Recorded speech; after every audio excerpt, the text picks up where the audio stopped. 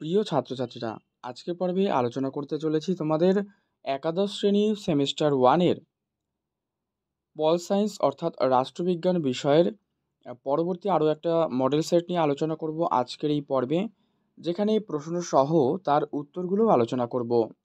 তোমরা আগের সেটগুলো একবার ভালো করে প্র্যাকটিস করো এবং তারপর এই সেটটি প্র্যাকটিস করো। যারা আগের সেটটা প্র্যাকটিস করোনি তাদের জন্য এই ভিডিও ডেসক্রিপশন বক্সে লিঙ্ক দেওয়া রয়েছে, তোমরা দেখে নাও, অথবা তোমরা প্লেলিস্ট থেকে দেখতে পারো। আর এছাড়াও টেলিগ্রাম তোমরা যুক্ত হও, যার লিঙ্ক এই ভিডিও ডেসক্রিপশন বক্সে রয়েছে। সেখান থেকে তোমরা প্রতিনিয়ত সমস্ত পর্বের কিন্তু আপডেটগুলো পেয়ে যাবে। এছাড়া কুইজেও তোমরা সেখানে অংশগ্রহণ করতে পারবে। তো এবারে আলোচনা শুরু করছি প্রত্যেকটা প্রশ্ন উত্তর, এবং তোমাদের কোনো প্রশ্নের নোটস প্রয়োজন হলে সম্পূর্ণ ফ্রি ডাউনলোড করে নিতে পারবে টেলিগ্রাম থেকে, তাই সেখানে অবশ্যই যুক্ত হয়ে যেও। 1 নম্বর প্রশ্ন, মধ্যযুগের বিখ্যাত দুজন চিন্তাবিদ হলেন? উত্তর, সেন্ট অগাস্টাইন ও টমাস অ্যাকুইনাস। এই গ্রামার অফ পলিটিক্স গ্রন্থের লেখক? উত্তর, ল্যাস্কি। প্লেটোর বিখ্যাত গ্রন্থগুলি হলো? উত্তর করো অপশন গ, অর্থাৎ পলিটিক্স, স্টেটসম্যান আর লজ। এটা কিন্তু সঠিক। নেক্সট প্রশ্ন, জার্মান শব্দ ল্যান্ডটাগ শব্দটি কোন ধারণাকে ব্যক্ত করে? তো জার্মান শব্দ, এই যে ল্যান্ডট্যাগ রয়েছে, এটা কোন শব্দকে মানে শব্দটা কোন ধারণাকে ব্যক্ত করে? এখানে করো ভূখণ্ড সংবলিত রাষ্ট্র। আর রাষ্ট্র হলো মর্তে ঈশ্বরের পদচারণা। এ কথাটি কে বলেছেন? হেগেল। রয়েছে, কোন রাষ্ট্রবিজ্ঞানী সর্বপ্রথম রাষ্ট্রের আইনানুগ সংজ্ঞা প্রদান করেন? উত্তর, বোদা। জনকল্যাণকামী রাষ্ট্রের ক্ষমতা কে পেয়েছে? ড্যাশ পেয়েছে, মানে হ্রাস, বৃদ্ধি, খর্ব নাকি কোনোটাই নয়? উত্তর, বৃদ্ধি পেয়েছে। 9, 1513 খ্রিস্টাব্দে ইতালির এক বিশিষ্ট রাষ্ট্রচিন্তাবিদ তার দ্য প্রিন্স গ্রন্থে সর্বপ্রথম রাষ্ট্র বা স্টেট এই শব্দটা ব্যবহার করেছেন। তো দেখা যাচ্ছে রাষ্ট্র শব্দটার প্রবর্তন চিন্তাবিদ এর শ্রেষ্ঠ অবদান বলে মনে করা হয়। তো এই যে এই ব্যক্তিটিকে, এই ব্যক্তিটি হলেন ম্যাকিয়াভেলি। প্রাচীন গ্রীসে কৃতদাস মহিলা ও মজদুরদের নাগরিকতা থাকবে না, এ কথা বলেছেন অ্যারিস্টটল। নেক্সট প্রশ্ন, নাগরিকতার বৈশিষ্ট্য হলো? উত্তর, রাষ্ট্রের আনুগত্য স্বীকার করা। এবারে তোমাদের একটা এইচডব্লিউ দেব, যেটি রাজনৈতিক সমাজের সদস্যদের নাগরিক বলে অভিহিত করা যেতে পারে। এই কথাটি কে বলেছেন? এইটা তোমরা কমেন্টে কিন্তু জানাও, ঠিক আছে? নাগরিক ও স্বজাতীয় কথা এই দুটোকে বিবেচনা করা হয় কিসের উপর নির্ভর করে? ভিন্ন অর্থে। ব্যাপক অর্থে অনুমোদন সূত্রে নাগরিকতা অর্জন করা যেতে পারে কোন কোন পদ্ধতিতে? এটা তোমরা করো ব্যাপক অর্থে অনুমোদন সূত্র নাগরিকতা অর্জন, মানে এই প্রথম যে অপশানটা তোমরা দেখতে পাচ্ছ এটা করো। এটার আমি পড়ে তোমাদের পর্বটা বড় করতে চাইছি না, তো এটা তোমরা দেখে নাও। এবারে আর বাকি অপশানগুলো বাকি অপশানগুলো তোমরা দেখে নিতে পারো, কিন্তু অপশান কটা সঠিক, ঠিক আছে? এই যে খ দাগে রয়েছে, এটি গ এ রয়েছে, আর এখানে ঘ রয়েছে। তো এটা আমি বলছি না, তো বাকিগুলো এবার দেখে নিও।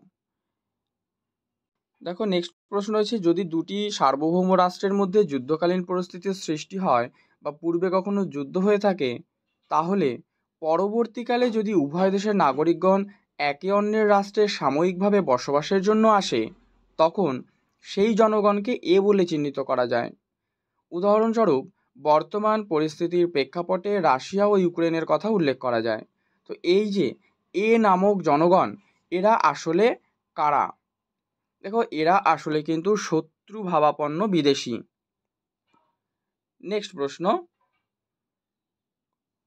বিবৃতি আর কারণ দেয়া রয়েছে। তো এখানে তোমরা উত্তর করো অপশন ঘ, মানে এটা ভুল আর কিন্তু সঠিক, ঠিক আছে? নেক্সট প্রশ্ন, সংকীর্ণ অর্থে সংবিধান বলতে এমন একটি দলিলকে বোঝায় যে দলিল সরকারের মুখ্য প্রতিষ্ঠান সমূহের গঠন, ক্ষমতা এবং কার্য পরিচালনার পদ্ধতি সম্পর্কে সম্পর্কিত নিয়মাবলী এবং নাগরিকদের সঙ্গে সরকারি প্রতিষ্ঠানের একটা সম্পর্ক সাধারণ নীতি স্থির করে। এটা কে বলেছেন? ঠিক আছে, তো সেক্ষেত্রে তোমরা কি উত্তর করবে? দেখো, উত্তর করে দাও স্যার আইভার জেনিংস। নেক্সট, সংবিধানে চিরস্থায়ী বলে কিছু নেই। তুমি যদি কোনো কিছুকে কঠোর এবং স্থাণু করে তোলো তাহলে দেশের উন্নতি স্তব্ধ হয়ে যাবে। এই যে উক্তি, এই উক্তিটি করেছেন কিন্তু জওহরলাল নেহেরু। শাসনতন্ত্র বলতে কতগুলো লিখিত অলিখিত নিয়ম বোঝায়, যার ভিত্তিতে সরকার গঠিত হয়। তো সরকারি যে বিভাগ সেগুলোর মধ্যে ক্ষমতা বন্টন করা হয় এবং তাদের যে কর্মপরিধি এটা নির্ধারিত হয়। এই কথাটি কে বলেছেন? গিলক্রিস্ট। দুষ্পরিবর্তনীয় সংবিধানে সরকারের এমন কোন বিভাগ আছে যার প্রাধান্য পরিলক্ষিত হয়? উত্তর বিচার বিভাগ। লিখিত তথ্যগুলি কোন সংবিধানের দোষ? আচ্ছা, এই ছকটা তোমরা এখান থেকে দেখো, তো এইটা জানতে চাইছে। তোমরা এখানে উত্তর করে দাও অপশন গ, সুপরিবর্তনীয় সংবিধান।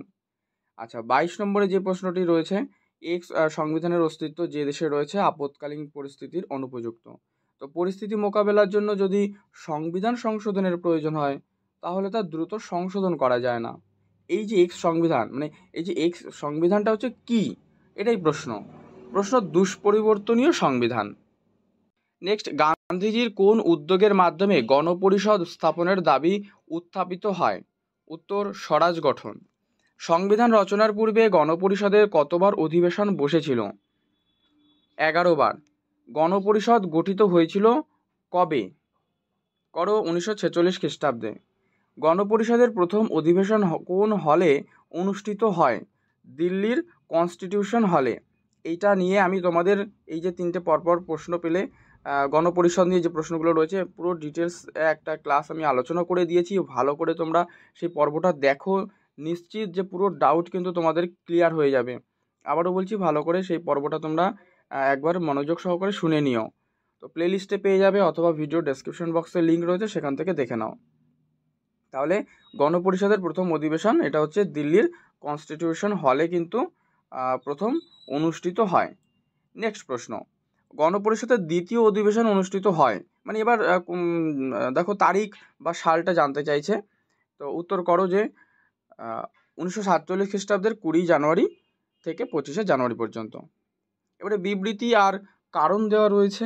উত্তর করো অপশন গ, মানে এ বিবৃতিটা হচ্ছে সঠিক, এটা তোমরা পড়ে নিও, আর বিবৃতিটা কিন্তু ভুল।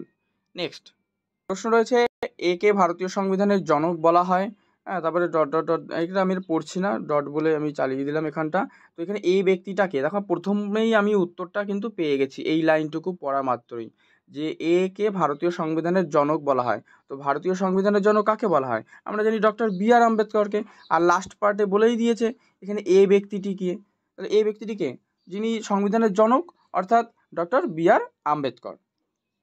নেক্সট, ভারতের প্রস্তাবনায় যুক্ত যে আদর্শ, তা প্রস্তাবনার আদর্শগুলো কি কি?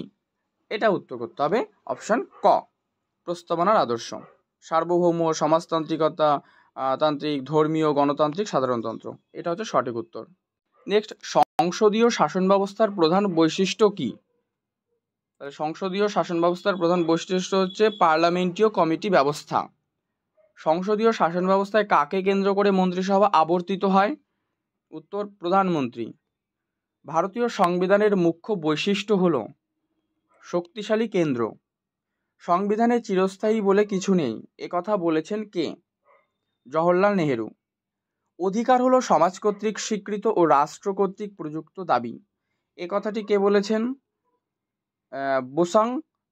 বোসাংকেত। ঠিক আছে, বোসাংকেত। ভারতীয় সংবিধানের কত নম্বর ধারায় নাগরিকদের মৌলিক অধিকার সংরক্ষিত আছে?